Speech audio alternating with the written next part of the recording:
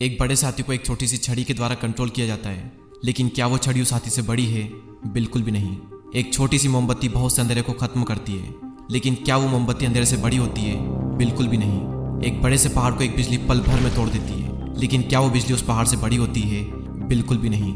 कहने का मतलब साफ है कि बड़ा होना मैटर नहीं करता, मैटर करता है पावरफुल होना। और इस वीडियो में मैं आपको कुछ ऐसे रूल्स बताऊंगा जो कि आपको पावरफुल बनाएंगे। इन रूल्स को फॉलो करने के बाद में सब लोग आपकी इज्जत करेंगे। भीड़ में आप एक अलग इंसान बनकर दिखोगे। लोगों का आपको देखने का जो नजरिया है वो पूरी तरह से बदल जाएगा इन नियमों को समझने के बाद में। ये रूल्स आपको बाहर से चंचल और अंदर से चतुर और चालाक बनाएंगे। मैं चाहता हूँ कि मेरा कोई भी सब्सक्राइबर सीधा साधा बनकर ना रहे, कोई भी उसे बेवकूफ़ ना बना दे। सब लोग उसकी इज्जत करें और करेंगे भी सही अगर आप इन नियमों को समझ गए तो। और ये इस वीडियो का पार्ट 2 है। अगर आपने पार्ट 1 अभी तक नहीं देखा है तो इस वीडियो को देखने के बाद में ज़रूर देखना। लिंक आपको डिस्क्रिप्शन में मिल जाएगी। हम बात करते हैं पहले नियम की, और पहला नियम कहता है बहस से नहीं बल्कि अपने कामों से जीतो। एक समझदार इंसान, एक सज्जन कभी भी आर्ग्यूमेंट नहीं करता। बुद्धिमान लोग जो होते हैं वो कभी भी अपनी बातों से जीतने की कोशिश नहीं करते, वे हमेशा अपने कामों से जीतने की कोशिश करते हैं। MS धोनी से सीखो अपने काम से जवाब देना, कभी भी बहस ना करना। सामने वाली टीम का प्लेयर चाहे कुछ भी कहता रहे, MS धोनी कभी भी उस वक्त मुंह से जवाब नहीं देते। वो हमेशा अपने काम से जवाब देते हैं और मुंह तोड़ जवाब देते हैं। और जब भी जवाब देते हैं सामने वाली टीम की बोलती बंद हो जाती है। देखो, शब्द जो होते हैं वो चवन्नी के 100 मिलते हैं। बहस करके बातों से अगर आप जीत भी गए तो जो जीत होगी वो खोखली होगी, क्योंकि सामने वाले के अंदर अभी भी वो गुस्सा, वो डाउट भरा होगा। और हर कोई जानता है कि बहस करने के जोश में, अपनी बात को मनवाने में हम कुछ भी कह देते हैं। इसीलिए किसी को भी कुछ भी समझाने की जरूरत नहीं है। अपने काम से उन्हें जवाब दो, अपना काम करके दिखाओ। दूसरा नियम कहता है खुद को नए सांचे में ढाले। एक इंसान को क्रिकेट और पानी की तरह होना चाहिए। उसे पानी की तरह किसी भी माहौल में तुरंत ढल जाना चाहिए, और क्रिकेट की तरह जैसा माहौल वैसे आप बन जाए।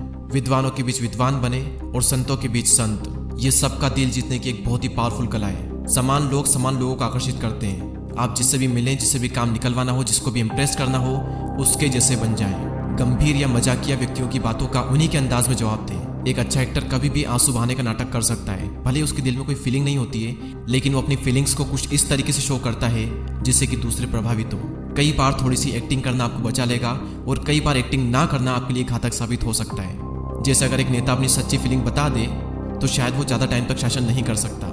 इसीलिए खुद पर काबू करना सीखे। पानी की तरह बने, एक एक्टर की तरह लचीले बने जो अपने चेहरे पर मन चाहा भाव ला सकता है। तीसरा नियम कहता है दुखी और बदकिस्मत लोगों से बचे। आप किसी दूसरे के दुख से मर सकते हो। ये लोग जो होते हैं ये संक्रामक होते हैं। इनके दुख आपको लग सकते हैं। हो सकता है कि आपको लगे कि आप डूबते आदमी की मदद कर रहे हो, लेकिन याद रखें कि ऐसा करने से आप सिर्फ अपनी मुश्किलें बढ़ा रहे हो। बदकिस्मत लोग बदकिस्मती को अपनी तरफ आकर्षित करते हैं। अगर आप उनकी मदद करेंगे तो बदकिस्मती आपकी तरफ भी आकर्षित हो सकती है। इसीलिए सुखी और खुशकिस्मत लोगों के साथ रहें। आप में से कई लोग शायद ऐसा सोच रहे होंगे कि मैं ऐसा क्यों कह रहा हूँ कि इनकी मदद करने में हमें सावधान रहना चाहिए। देखो, हम ये सोचते हैं कि उन्हें मुसीबत से उबारना, उनकी आदतें बदलना एक नेकी का काम होगा, लेकिन अक्सर उनकी आदतें हम में आ जाती है। उनको बदलने की बजाय हम बदल जाते हैं। इसका रीज़न ये है कि इंसान जिन भी लोगों के साथ में रहता है उनके मूड, भावनाओं और सोचने के तरीकों का उस पर बहुत असर पड़ता है। और सबसे बड़ी सच्चाई तो ये है कि बदकिस्मत लोगों की बदकिस्मती उनकी खुद की मूर्खता के कारण आती है। अगर अभी आप उनकी मदद कर भी देंगे तो वो अपनी मूर्खता से फिर से अपनी किस्मत खराब कर लेंगे। और शायद अगर आप पैसों से उनकी मदद करोगे तो आपके पैसे कभी वापस भी नहीं आएंगे। मैंने भी पहले कई बदकिस्मत लोगों की मदद की है, लेकिन अपनी मूर्खता के कारण वे अभी भी वैसे ही हैं जैसे पहले थे, और बल्कि उनकी बदकिस्मती का मेरे अंदर असर हुआ है। मैंने अपना पैसा गंवा दिया और अभी तक वापस नहीं आया। तो खुशकिस्मत लोगों को पहचाने और उनके साथ में रहें। उनकी किस्मत, उनकी आदतें, उनकी फीलिंग्स सब आपके अंदर आ जाएगी। और ज़्यादा अच्छे बनकर दुखी और बदकिस्मत लोगों में अपना कीमती टाइम और एनर्जी वेस्ट ना करें। फोर्थ रूल कहता है अपनी शक्तियों को केंद्रित करें। क्या आपने कभी ये सोचा है कि ज़्यादातर टैलेंटेड लोग अपनी लाइफ में ज़्यादा कुछ बड़ा नहीं कर पाते, और वहीं नॉर्मल लोग कई बार जीनियस बन जाते हैं? इस सवाल का जवाब छिपा हुआ है गौतम बुद्धा की एक लाइन में कि 100 जगहों पर 1-1 फुट गड्ढा खोदने से पानी नहीं मिलता, बल्कि एक ही जगह पर 100 फुट गड्ढा खोदने से पानी मिलता है। और रॉबर्ट ग्रीन कहते हैं कि केंद्रित प्रयासों की जीत होती है और निखरे हुए प्रयासों की हार होती है। यानी कि फोकस्ड प्रैक्टिस की जीत होती है और अलग अलग जगहों पर प्रैक्टिस करने से हार होती है। बहुत से काम करने वाला व्यक्ति कभी भी औसत से ज़्यादा ऊपर नहीं उठ पाता, और यही कारण है कि कई बार जो लोग हमें बहुत ही टैलेंटेड दिखते हैं वे अपनी ज़िंदगी में ज़्यादा कुछ बड़ा नहीं कर पाते। जिन भी लोगों का इंटरेस्ट मल्टीपल चीज़ों में होता है, उनका दुर्भाग्य ये होता है कि वे हर काम में हाथ तो डालते हैं, लेकिन किसी भी एक काम पर उनकी मजबूत पकड़ नहीं होती है। किसी भी एक फील्ड में वो बहुत कुछ बड़ा नहीं कर पाते हैं। एकाग्रता से हाई पोजीशन मिलती है और इंसान बहुत आगे तक जाता है। और रॉबर्ट ग्रीन कहते हैं कि एकाग्रता को बिखराव से ज़्यादा बहुमूल्य माने। अपनी शक्तियों को केंद्रित करें, यानी अपनी सारी पावर को एक जगह पर फोकस करें। 5वां नियम कहता है टाइमिंग की कला में माहिर बने। कभी भी जल्दबाजी में ना दिखे। जल्दबाजी में, हड़बड़ाहट में ऐसा लगता है जैसे कि आपका खुद पर और अपने समय पर नियंत्रण नहीं है। हमेशा धैर्यवान नजर आए, जैसे आपको यह पूरा विश्वास हो कि आखिरकार आप ही सफल होंगे। एक बार एक राजा ने 2 लोगों को मौत की सजा सुनाई। उनमें से एक ये जानता था कि राजा को अपने घोड़े से बहुत प्यार है, तो उसने राजा से कहा कि अगर वो उसकी जान बख्श देगा तो वो उसके घोड़े को 1 साल में उड़ना सिखा देगा। और राजा ये बात सुनकर बहुत ही खुश हो गया कि वो दुनिया के इकलौते उड़ने वाले घोड़े की सवारी कर पाएगा, और वो इस बात के लिए तैयार हो गया। तभी दूसरे के दिन उससे पूछा कि तुम जानते हो कि कोई भी घोड़ा उड़ नहीं सकता। तुमने इस तरह की पागलपन की बात सोची भी कैसे? तुम तो सिर्फ अपनी सजा 1 साल के लिए टाल रहे हो। तभी पहला कैदी बोला कि ऐसी बात नहीं है, मैंने खुद को आजाद करने के 4 मौके दिए हैं। पहली बात कि राजा भी 1 साल के भीतर मर सकता है और शायद मेरी जो सजा है वो कैंसिल हो जाए। दूसरी बात कि मैं भी 1 साल के भीतर प्रकृति की मौत से मर सकता हूँ। तीसरी बात यह कि 1 साल के भीतर घोड़ा भी मर सकता है और शायद मेरी सजा कैंसिल कर दी जाए। और चौथी बात कि क्या पता मैं घोड़े को उड़ना ही सिखा दूं, किस टाइम पर कैसे बिहेव करना है और क्या बोलना है। अगर आपने ये सीख लिया तो आप टाइमिंग की कला में माहिर बनकर काफी शक्तिशाली और शातिर बन सकते हो। हम बाज का एग्जाम्पल लेते हैं। बाज धैर्य से, शांति से ऊपर आसमान में चक्कर लगाता है। वो अपनी शक्तिशाली आंखों से सब कुछ देख लेता है। नीचे के लोगों को पता तक नहीं होता कि वो उन्हें देख रहा है। और जब सही टाइम आता है तब बाज इतनी तेजी से नीचे झपट्टा मारता है कि उससे बचा ही नहीं जा सकता। इससे पहले कि शिकारी यह जान पाए कि क्या हो रहा है, वो बाज के नुकीले पंजों में दबकर आसमान में पहुंच जाता है। विराट कोहली को आपने कई बार देखा होगा, विरोधी टीम कई बार स्लेजिंग करती है, उस वक्त विराट कोहली उनसे लड़ते नहीं है। विराट पहले अपने काम से जवाब देते हैं और फिर सही टाइम आने पर बदला लेते हैं और उन्हें मुंह तोड़ जवाब देते हैं।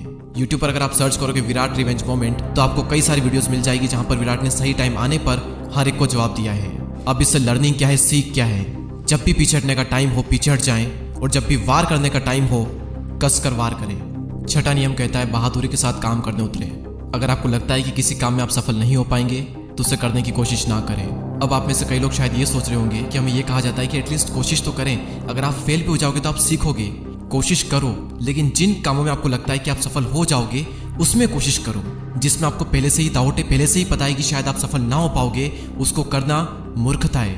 आपकी शंका, आपकी हिचक, आपका डाउट सफलता में बाधा डालेगा। एक बहुत ही खतरनाक चीज है। बेहतर यही होगा कि बहादुरी के साथ मैदान में उतरें।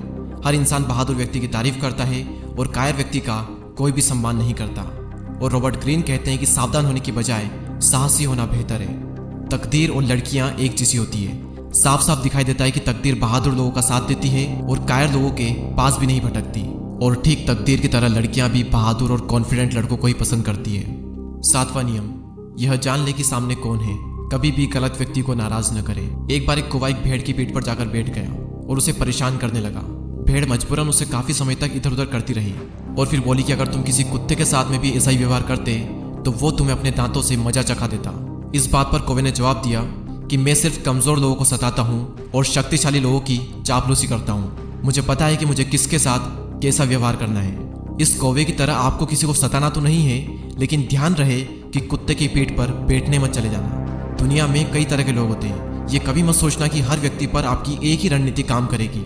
कुछ लोगों के साथ में अगर आप धोखा या चालबाजी करोगे तो कई बार वो बदला लेने के लिए अपनी पूरी जिंदगी लगा देंगे। वे भेड़ की खाल में भेड़िए होते हैं। अपने शिकार और विरोधियों को सावधानी से चुने। कभी भी गलत व्यक्ति को नाराज न करें। जिंदगी में आपका सामना कई तरह के विरोधियों, मूर्खों और शिकारों से होगा। अगर आप ये जान लेते हो कि कौन भेड़ है और कौन लोमड़ी है, कौन खरगोश है और कौन बाज है और कौन गिद्ध है, अगर आप ये जान लेते हो तो शक्ति की दुनिया में आप काफी आगे जाओगे।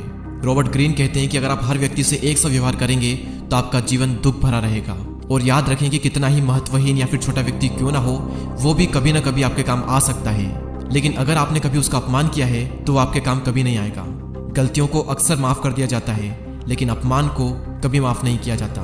हमारी जो सेल्फ रेस्पेक्ट होती है, हमारा जो गर्व होता है, वो इसे हमेशा याद रखता है। इसलिए कभी भी गलत व्यक्ति को नाराज न करें और न ही किसी का अपमान करें।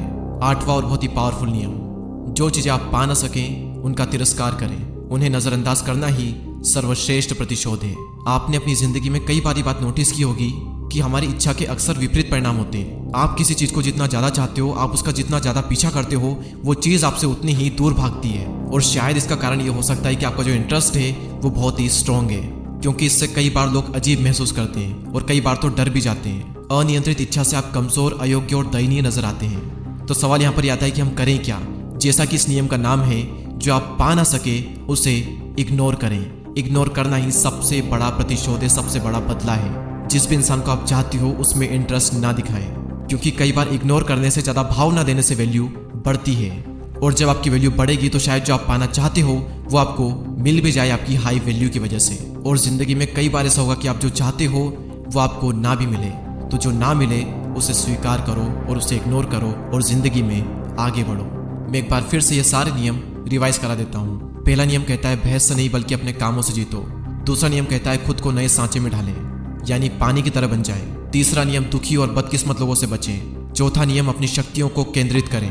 पांचवा टाइमिंग की कला में माहिर बने। छठा नियम बहादुरी के साथ काम करने उतरे।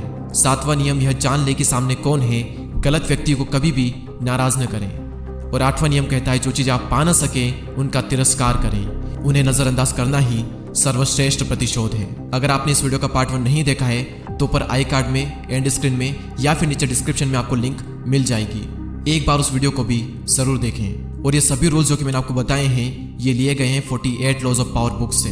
अगर आप इस बुक को पढ़ना चाहते हो तो डिस्क्रिप्शन में लिंक है। ये बुक हिंदी और इंग्लिश दोनों में अवेलेबल है। और इस वीडियो को शेयर करें अपने सीधे साधे दोस्तों के साथ में, ताकि वे भी चतुर और चालाक बन पाएं। और हमसे जुड़ने के लिए सब्सक्राइब करके बेल आइकन को प्रेस करें। मैं मिलूंगा आपसे अगले वीडियो में, तब तक के लिए जय हिंद, जय भारत।